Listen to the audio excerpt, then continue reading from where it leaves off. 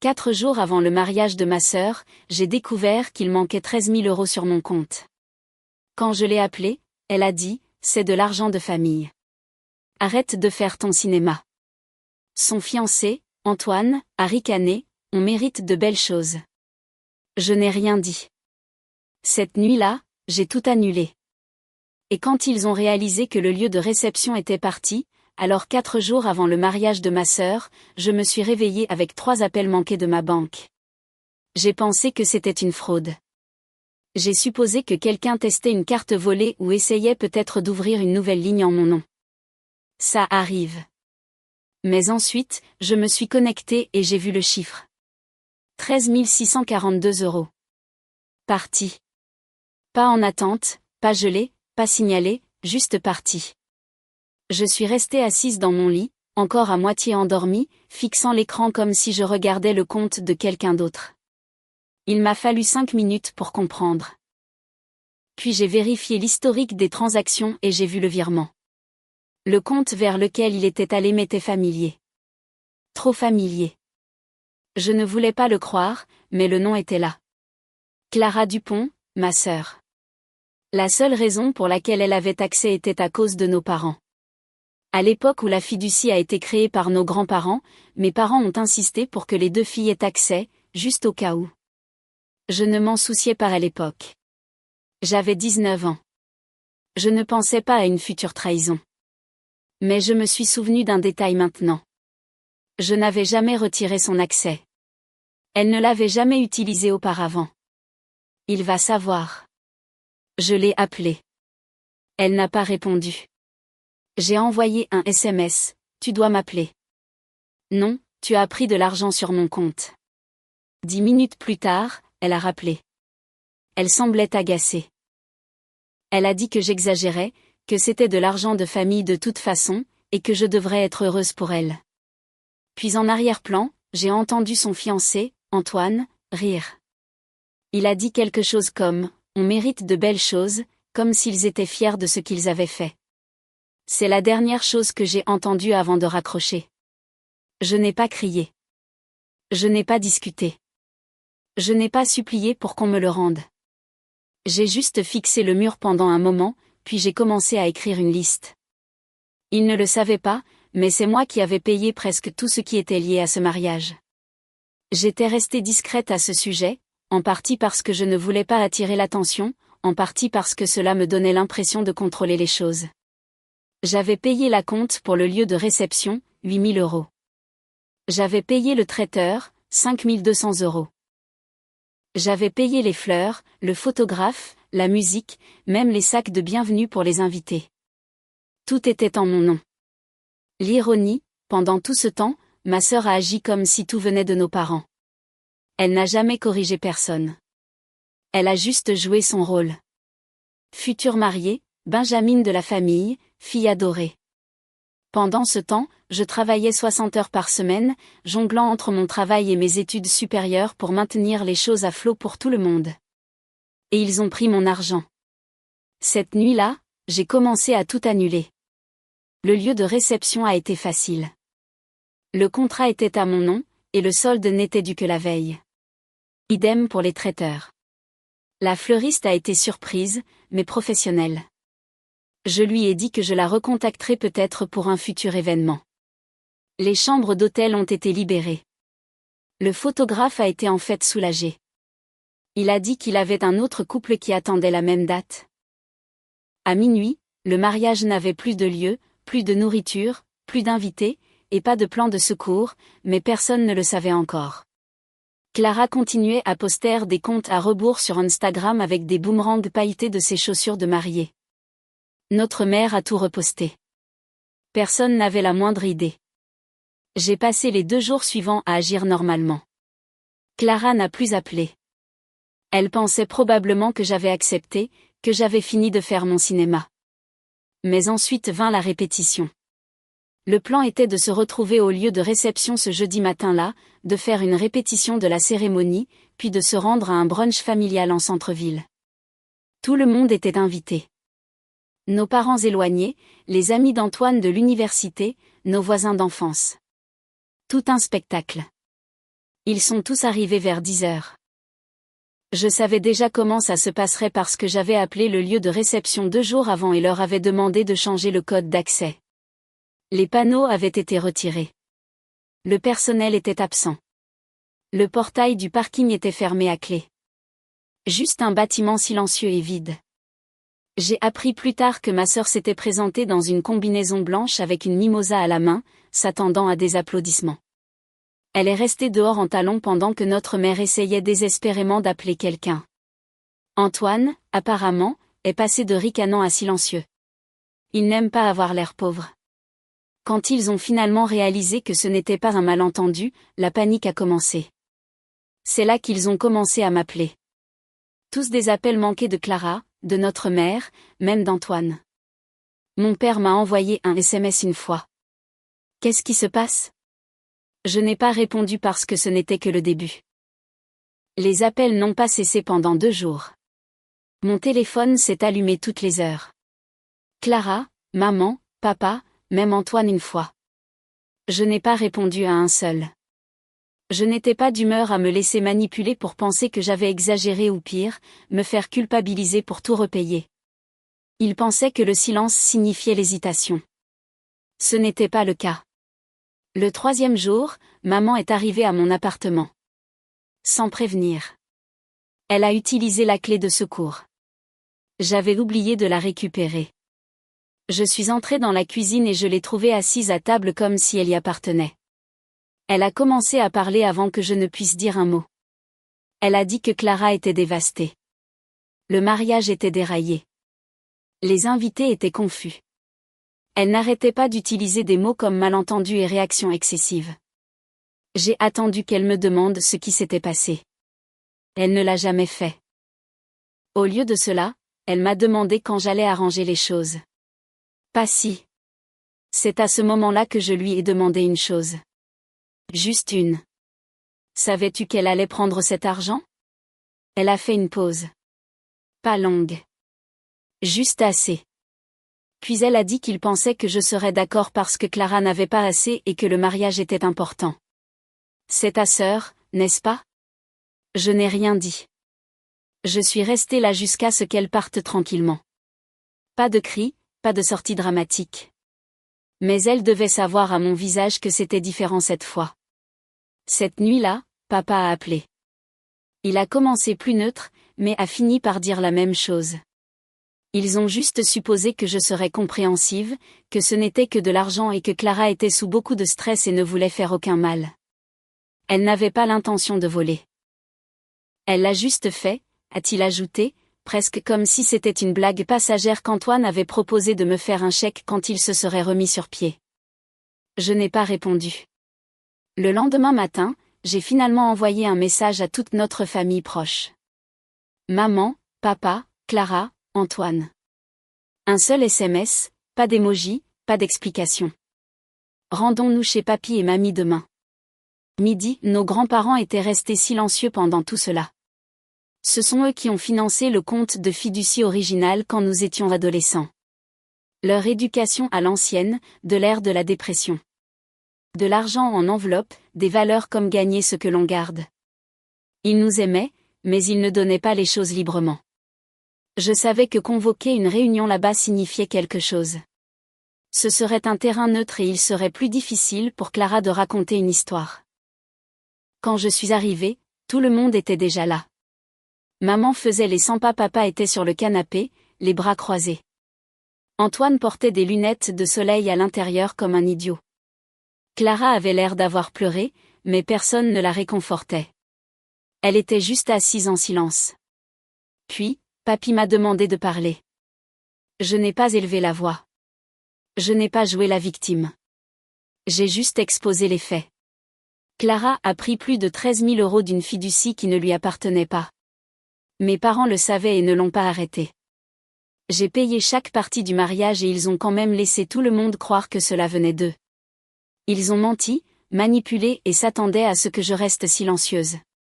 Le mariage est annulé définitivement, et je retirerai le nom de Clara de la fiducie avec effet immédiat. Je pouvais l'entendre respirer. Elle n'a pas levé les yeux. Antoine a finalement retiré ses lunettes de soleil et a eu l'air de vouloir discuter, mais même lui savait qu'il valait mieux ne pas le faire. Puis mamie a fait quelque chose auquel aucun de nous ne s'attendait. Elle est sortie de la pièce et est revenue avec une enveloppe blanche. Elle l'a tendue à Clara et a dit « Nous avions prévu de te donner ça le jour de ton mariage. » Clara l'a ouverte lentement.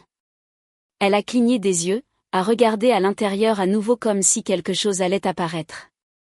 Puis mamie a dit « Si tu veux quelque chose dans cette vie, tu le gagnes. Pas en volant, pas en mentant, et pas en te cachant derrière l'argent des autres. » Personne n'a dit un mot. Finalement, Antoine s'est levé et est parti. Il n'a pas attendu Clara, il est juste sorti. Il savait que c'était fini. Ma mère a quand même essayé, a dit que peut-être nous pourrions reporter, peut-être faire quelque chose de plus petit. Papa a marmonné quelque chose sur le fait d'être gêné devant les voisins. Je n'ai pas répondu. Je me suis juste levée, j'ai remercié mes grands-parents et je suis partie. C'était fait, mais les conséquences ne faisaient que commencer.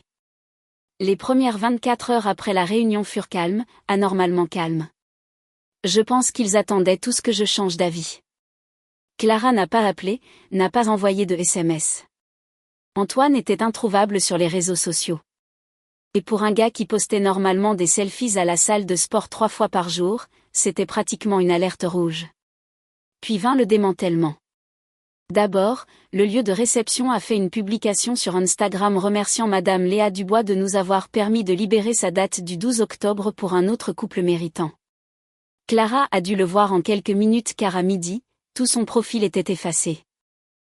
Plus de compte à rebours de mariage, plus d'essayage de robe, plus de hashtags, juste son nom, une vieille photo d'elle et Antoine sur un bateau, et une biographie qui disait maintenant « Je prends du temps pour moi ». Bien sûr. Puis vinrent les SMS, non pas d'elle, mais de la famille élargie. Une cousine de Nice m'a écrit pour me demander s'il était vrai que Clara avait pris l'argent. Une tante à Lyon m'a demandé si elle pouvait toujours annuler son vol. Une vieille amie de ma mère m'a envoyé un message privé pour me dire qu'elle était désolée et qu'elle avait toujours admiré la façon dont je tenais les choses. Je n'ai jamais dit un mot publiquement.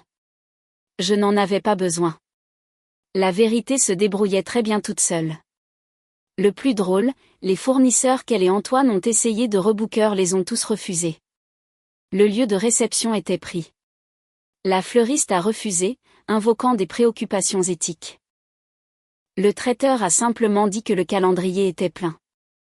Mais je connaissais la vérité. Aucun d'entre eux ne voulait revivre ce drame familial. Et puis, un par un, les choses ont commencé à s'effondrer pour Clara et Antoine. Le compte bancaire joint qu'ils avaient fermé.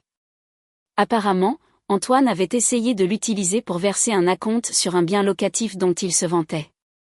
Sauf que maintenant, sans mon argent pour gonfler le budget, le compte était à découvert. Loin de là.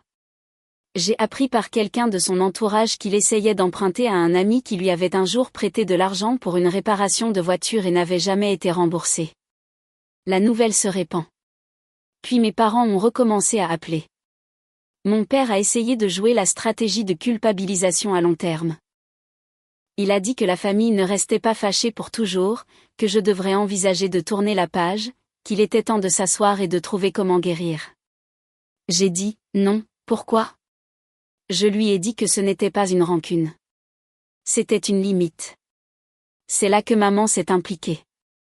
Elle m'a envoyé un email complet, essayant d'expliquer qu'il voulait seulement que les deux filles se sentent soutenues et que s'ils pouvaient revenir en arrière, ils feraient les choses différemment. Mais le ton était toujours le même. Plus sur leur embarras que sur ma trahison. Plus sur les invités qui posaient des questions que sur le fait que leur fille avait été volée. Je n'ai pas répondu. Au lieu de cela, j'ai fait envoyer des lettres formelles par l'avocat de la fiducie. Le nom de Clara a été officiellement retiré du compte et une garantie financière a été mise en place. Personne ne touche un centime sans passer par moi. 3 jours plus tard, mes grands-parents m'ont appelé pour le thé. Ils n'ont pas dit grand-chose, ils ont juste demandé comment j'allais. J'ai dit que j'étais fatiguée mais lucide. Avant que je ne parte, papy m'a remis un chèque. C'était pour le montant total que Clara avait pris et un petit extra. J'ai secoué la tête. Je lui ai dit que je n'en voulais pas. Il a dit, tu ne l'as pas laissé prendre ton avenir. Cela compte plus que l'argent. Puis il a souri et a ajouté, mais prends le chèque juste au cas où elle essaierait encore. Je l'ai déposé le lendemain, non pas parce que j'en avais besoin, mais parce que je l'avais gagné. Environ une semaine après la réunion chez mes grands-parents, les choses ont commencé à se calmer, ou du moins, c'est ce qu'il semblait. Clara était devenue silencieuse sur les réseaux sociaux. Maman et papa m'évitaient, et je savourais la rare sensation de paix qui suit une tempête, celle qui semble à la fois lourde et libératrice. Puis, un jeudi après-midi, j'ai reçu un email de mon service des ressources humaines. Il indiquait qu'une plainte officielle avait été déposée contre moi pour conduite contraire à l'éthique concernant la gestion financière. L'expéditeur était anonyme, mais les preuves jointes, des captures d'écran de mon compte de fiducie, des relevés partiels, et même ma signature de mail professionnel rendaient évident qu'il avait envoyé. Clara. Je suis restée assise à mon bureau à le regarder. Je travaillais dans la finance. J'étais bonne dans mon travail. Ma réputation était la seule chose que j'avais construite entièrement par moi-même, et maintenant elle essayait de me prendre cela aussi. L'ironie était que les preuves qu'elle avait envoyées ne prouvaient en fait rien. Elle avait assemblé des parties de mes relevés de fiducie avec des captures d'écran sans rapport d'un compte familial joint qui n'existait plus depuis des années. Mais pour quiconque ne connaissait pas le contexte, cela semblait suffisamment suspect pour justifier une vérification. Il m'a fallu 2 jours et 3 appels téléphoniques avec le service de conformité pour clarifier la situation. Ils ont réalisé qu'il s'agissait d'un sabotage personnel, pas d'une fraude. Mais l'embarras était réel. Mon patron m'a même pris à part, m'a demandé si j'allais bien. C'est à ce moment-là que quelque chose en moi est passé de la colère à quelque chose de plus froid. J'ai réalisé que Clara n'avait pas honte. Elle se vengeait. Ce week-end-là, mes grands-parents ont organisé leur déjeuner dominical habituel. C'était la première fois que tout le monde était censé se revoir depuis le mariage annulé. J'ai failli ne pas y aller, mais mamie m'a appelé directement et m'a dit que je devrais. Elle avait l'air calme, alors j'y suis allée. Quand je suis entrée, tout le monde était déjà là.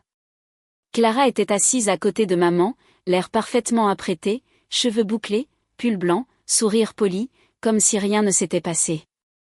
Antoine n'était pas là, cependant. Papy était silencieux. Trop silencieux. Je savais que cela signifiait qu'il avait découvert quelque chose. Après le déjeuner, pendant que tout le monde faisait semblant d'être civil, mamie a dit qu'elle voulait nous montrer quelque chose. Elle est allée dans son bureau et est revenue avec une petite boîte, le genre dans lequel elle garde les papiers de famille. Elle l'a posée sur la table et l'a ouverte. À l'intérieur se trouvaient des emails imprimés de Clara. Apparemment, la semaine précédant le mariage, elle avait envoyé un email à mamie lui demandant un prêt de 15 000 € pour aider à couvrir des coûts inattendus. Elle prétendait que j'avais promis de payer mais que j'étais revenue sur ma parole et qu'elle avait besoin de protéger son rêve. Mais la tournure, mamie avait en fait répondu. Elle avait dit non à Clara. Elle avait écrit que l'argent ne devait jamais passer avant l'honnêteté et que si elle voulait un grand mariage, elle devrait attendre de pouvoir se le payer elle-même. Alors quand mamie a fini de lire à voix haute, tout le monde est resté assis. Le visage de Clara est devenu pâle. Papy s'est penché en avant et a dit tranquillement, « Tu nous as demandé l'argent avant de prendre le sien. » Clara a essayé de le nier, mais mamie a sorti une copie imprimée du relevé de virement que je lui avais donné. La date correspondait au lendemain de cet email. Le silence qui a suivi a été brutal. Même maman ne l'a pas défendu. Puis est venu le deuxième rebondissement. Antoine avait été en contact avec mon père plus tôt cette semaine-là, non pas pour s'excuser, mais pour récupérer la compte qu'il était censé avoir versée pour le voyage de noces. Sauf que papa a finalement vérifié et a réalisé que la compte avait été facturée à ma carte de crédit. Pas la sienne, pas celle de Clara. D'une manière ou d'une autre, Antoine avait utilisé les informations enregistrées d'un site de réservation partagé que nous avions tous utilisé il y a des années pour un voyage en famille. C'est à ce moment-là que tout le monde a compris. Tous les deux me volaient bien avant les 13 000 €. Papy s'est levé, s'est dirigé vers son bureau et a sorti une autre enveloppe. Il me l'a tendue. À l'intérieur se trouvaient des copies de documents dont il avait déjà parlé à l'avocat de la famille. La fiducie était maintenant complètement séparée. Ma part a été transférée sur un nouveau compte à mon seul nom. L'accès de Clara a été révoqué de façon permanente et toute future succession liée à des clauses d'intégrité financière. Ce qui signifie que si elle volait à nouveau, elle perdrait tout. Mamie ne l'a pas regardé. Elle a juste dit, parfois, l'amour a besoin de distance pour guérir. Clara s'est levée et est partie. Elle n'a pas dit un mot. Maman a essayé de la suivre, mais papy l'a arrêtée. Il a dit, laisse-la partir. Cette nuit-là, j'ai reçu un dernier message de Clara. Juste une seule ligne. Tu penses avoir gagné, mais tu verras qui les gens croiront vraiment. Je n'ai pas répondu. Je n'en avais pas besoin car le lendemain matin, le cousin d'Antoine, celui qui lui avait prêté de l'argent, a publié des captures d'écran sur Facebook de SMS d'Antoine et Clara se disputant sur qui avait tout gâché. Cela s'est répandu rapidement. Tout le monde a vu qui ils étaient vraiment. Le meilleur, mamie n'avait même pas Facebook. Elle l'a juste appris par son groupe de l'église. Et ce fut le jour où ma famille a cessé de faire semblant que tout allait bien. 2 semaines après la fuite des captures d'écran Facebook, tout a basculé dans notre famille, mais personne ne l'a dit à voix haute. C'était comme une panique silencieuse qui s'est propagée dans le groupe de discussion. Ma mère a cessé de poster des citations inspirantes. Mon père a cessé de faire semblant de ne pas savoir ce qui se passait. Et Clara, eh bien, elle est retournée vivre chez eux sans un mot. Pas de mariage, pas de fiancé, pas d'excuses. Elle s'est juste montrée et est restée là comme un enfant qui a cassé quelque chose et attend que quelqu'un d'autre le ramasse. J'ai recommencé à recevoir des SMS, non pas de Clara, mais de ma mère. Elle m'a invitée à dîner, puis à prendre un café. Puis elle a laissé un message vocal disant que l'ancienne façon de faire lui manquait. Cette femme n'avait pas dit un seul mot sur ce que Clara avait fait. Pas un seul. Puis vint la lettre. Je l'ai reçue un jeudi. Une enveloppe blanche, sans adresse de retour, envoyée par un cabinet d'avocats à 3 villes de là. Je ne m'attendais à rien d'officiel, alors je l'ai ouverte sur le comptoir de ma cuisine en réchauffant de la soupe. C'était une demande formelle de médiation volontaire concernant le remboursement des frais de mariage. En bref, Clara voulait que je la rembourse pour l'argent que j'avais dépensé. L'argent qu'elle avait volé, le mariage que j'avais annulé, les fournisseurs que j'avais réservés. L'explication était absurde. Elle prétendait que j'avais proposé de financer le mariage comme un cadeau, puis que j'avais renié ma parole après un désaccord personnel. Elle voulait la moitié du coût remboursé puisque, selon elle, elle et Antoine avaient investi émotionnellement et financièrement dans l'événement. Émotionnellement et financièrement. C'est ainsi qu'elle l'a formulé. L'audace était si absurde que j'ai presque ri. Au lieu de cela, j'ai parcouru chaque ligne de la lettre, vérifié le nom de l'avocat, puis je l'ai jeté dans un tiroir. Le lendemain matin, j'ai pris rendez-vous avec notre avocat de famille. Pas l'ancien, un nouveau, quelqu'un que j'ai choisi. Nous avons rassemblé chaque reçu, chaque réservation, chaque remboursement. J'ai même imprimé des captures d'écran des messages de Clara et Antoine, juste au cas où. Puis je lui ai envoyé un email, une seule phrase. Si je reçois un autre avis juridique de votre part ou de toute personne vous représentant, la prochaine personne que vous entendrez sera un juge. Elle n'a jamais répondu, mais mon père l'a fait. Il est apparu à mon bureau 2 jours plus tard sans appeler. Il est juste resté dans le hall, tenant une enveloppe unie. Mon assistante a pensé que c'était un client. Quand je suis sortie, il n'a pas essayé de parler. Il m'a remis l'enveloppe et est parti. À l'intérieur se trouvait une note manuscrite et une copie de l'acte de propriété de leur maison. Ils avaient retiré le nom de Clara du titre de propriété. Cela m'a frappé plus fort que prévu. Mes parents l'avaient toujours soutenue depuis que nous étions adolescentes. Elle s'en sortait pour les amendes de vitesse, les mauvaises notes, les découverts, même un DUI qu'ils avaient couvert une fois. J'étais toujours celle qui devait être responsable. Je n'ai jamais bénéficié du doute.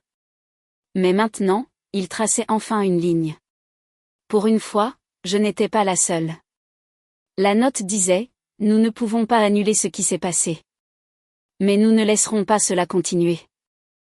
Tu méritais mieux de nous, et nous le voyons maintenant. » Je ne l'ai pas appelé. Je ne savais pas quoi dire. Je n'étais pas en colère, juste fatiguée. Ce dimanche-là, mes grands-parents m'ont invitée. Juste moi, personne d'autre. Nous n'avons pas parlé du désordre. Mamie a fait du thé et papy était assis avec un dossier manille sur ses genoux. À l'intérieur se trouvaient des documents mis à jour. La fiducie avait été complètement séparée légalement, en permanence et proprement. J'étais la seule bénéficiaire de ma part. Désormais, l'accès de Clara était effacé. Puis, papy m'a remis autre chose, une copie d'un relevé d'un compte d'épargne que je ne connaissais pas. Mon nom y figurait. Il a dit qu'il l'avait créé il y a 3 ans, discrètement, parce qu'ils en avaient assez vu pour savoir que j'aurais peut-être besoin de protection un jour contre ma propre famille. Je n'ai pas pleuré. Je ne les ai pas serrés dans mes bras. Nous sommes juste restés assis à siroter du thé pendant que le poids de 15 ans se levait tranquillement. Au moment de partir, mamie m'a donné une photo. Elle était vieille. Un cliché flou de moi lors d'un récital de piano quand j'avais 12 ans. J'étais à côté de Clara. Elle avait le trophée. J'avais le certificat. Elle souriait. J'avais l'air de vouloir disparaître. Mamie a dit que nous voyions plus que nous ne disions, Léa, mais maintenant nous le disons. Plus tard cette nuit-là, j'ai vérifié les réseaux sociaux de Clara. Elle avait discrètement réactivé son compte. Aucune mention du mariage, aucune mention d'Antoine, juste une publication avec un coucher de soleil flou et la légende, nouveau départ. Fini la toxicité. C'était la dernière confirmation dont j'avais besoin. Je me suis désabonnée, puis je l'ai bloqué. Pas de bagarre, pas de message, pas de dernier mot, juste le silence. Et cette fois, c'était le mien. Un mois passa. Pas de mariage, pas de report, pas de nouvelle date, pas de photos, pas de fiancée. Clara est restée chez nos parents, mais même eux avaient cessé de faire semblant que les choses étaient normales. Ma mère avait commencé à dire aux gens qu'elle prenait une pause de la vie sociale pour soutenir sa fille. Mon père était plus silencieux que d'habitude. Quand il parlait, c'était par des déclarations courtes et calculées, comme s'il essayait de ne pas dire quelque chose qu'il regretterait. Je ne les ai pas vus. Je n'ai pas répondu aux appels. J'ai gardé mes distances. Et pour une fois, ils m'ont laissé faire. Je pensais que c'était tout, que tout avait été réglé. Mais ensuite, j'ai reçu un message de quelqu'un à qui je ne m'attendais pas. C'était de la mère d'Antoine. Elle m'a trouvé par le biais d'un ami commun et m'a envoyé un court message me demandant si j'avais le temps de parler. J'ai dit non. Elle a répondu à nouveau. Je ne demande pas pour lui. J'essaie juste de comprendre dans quoi mon fils s'est engagé. Contre mon meilleur jugement, j'ai décroché le téléphone le lendemain quand elle a appelé. Et ce qu'elle m'a dit a changé tout ce que je pensais savoir sur cette relation. Antoine avait menti aux 2 familles, non seulement à propos de l'argent, mais à propos de tout. Il avait dit à sa mère que c'était moi qui le poursuivais il y a des années, que j'étais obsédée, jalouse et que j'avais essayé de saboter leur bonheur parce que je ne pouvais pas l'oublier. Elle l'avait cru jusqu'à ce qu'elle trouve les SMS, des captures d'écran que Clara avait oublié de supprimer sur une tablette partagée. Des SMS d'Antoine à moi, des messages flirts et suggestifs datant du début de leur relation, et il essayait toujours de me draguer derrière son dos. Je l'avais repoussé à plusieurs reprises, mais bien sûr, il ne l'avait jamais dit à Clara. Apparemment, quand le mariage s'est effondré, il a paniqué. Il a dit à sa mère que j'avais tout planifié pour le ruiner. Que j'étais jalouse, amère et que je voulais de l'attention. C'est là qu'elle a finalement commencé à poser des questions. Elle a fouillé et a trouvé ses autres mensonges. Des dettes qu'il lui avait cachées. De l'argent qu'il avait emprunté et jamais remboursé. Même une fausse offre d'emploi dont il lui avait parlé une fois pour justifier de ne pas travailler pendant 6 mois. Elle était furieuse. Pas contre moi, contre lui. Elle m'a remercié de ne pas m'être impliquée avec lui quand il a essayé. Elle l'a dit clairement.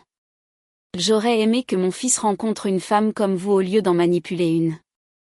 Je ne savais pas quoi dire à cela, mais cela a confirmé quelque chose que j'avais toujours ressenti. Cet homme était une mauvaise nouvelle dès le début, et d'une manière ou d'une autre, Clara avait décidé qu'il était celui à défendre, pas sa propre sœur. Je n'ai plus jamais eu de nouvelles de Clara après cela. 3 semaines plus tard, nos grands-parents ont organisé un dîner tranquille. Juste eux, moi et une cousine en visite de l'extérieur de la ville. Pas de drame, aucune mention de quoi que ce soit, juste un nouveau départ. À la fin de la soirée, papy m'a remis un dernier document. Une ligne se démarquait en gras. La fiducie est maintenant définitivement et légalement fermée à toutes les parties, sauf à Léa Dupont. Les Dupont, plus d'accès futurs, plus de révisions, plus de lacunes, plus de votes familiaux. C'était à moi. Après que tout le monde ait dit au revoir, mamie m'a prise à part. Elle m'a demandé si j'allais bien. Je lui ai dit la vérité. J'allais bien, je n'avais pas seulement récupéré mon argent. J'avais retrouvé ma voie, mes limites, mon espace, et une rupture nette avec le cycle que j'avais grandi en croyant devoir tolérer. Quant à Clara, elle n'a jamais eu de nouvelle date de mariage. L'histoire a finalement fait long feu. Les invités sont passés à autre chose. Son Instagram est resté silencieux. La dernière fois que j'ai vérifié, et je ne ferai pas semblant de ne pas vérifier, elle travaillait à temps partiel dans une boutique et publiait des citations cryptiques sur la croissance personnelle. Personne ne l'a jamais remboursée. Personne ne lui a proposé d'organiser une autre fête. Même mes parents ont cessé d'essayer de la présenter comme une victime. Tranquillement, ils ont commencé à laisser tomber la version d'elle qu'ils voulaient qu'elle soit.